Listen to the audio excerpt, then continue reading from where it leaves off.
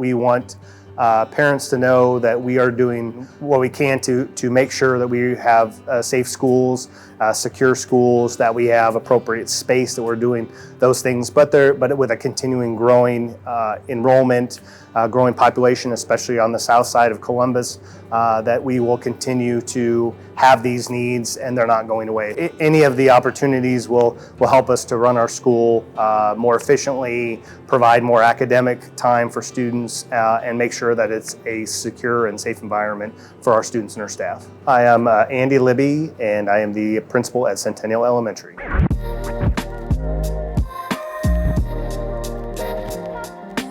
Biggest thing for us, the safety feature, is really just that controlled access. Right now we do have doors that are locked, but once somebody gets buzzed into the building, they're into the hallway and they have access to the entire building. I think the entryways will be expanded in such a way that when somebody comes in, they have to be buzzed in and they have to get access into the office space. So then we really are controlling access to our building. Somebody just doesn't have access to be able to come in and go straight into the building. We do have cameras. We have some dead spaces that we can't cover. The technology that we have for our cameras is not as good as it could be. So when we're really trying to look at a safety issue for a student or look at something that's going on inside the building or outside the building, sometimes the images aren't very clear. Updating the number of cameras that we have and updating the quality that we have will certainly add to our safety and security. I think there's some other safety features, some protective film on the windows and things that, unfortunately, that's the world we live in, and we have to think about the safety and security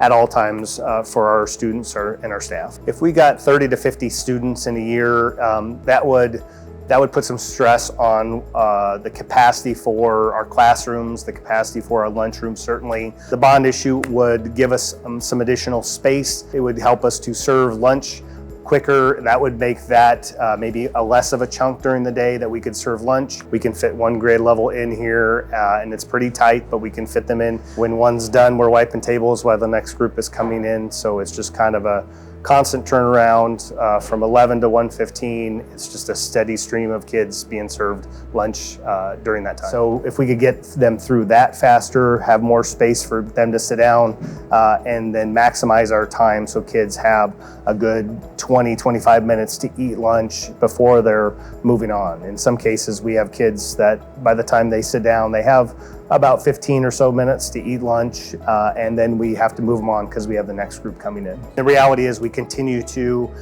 grow. We have added many students this year.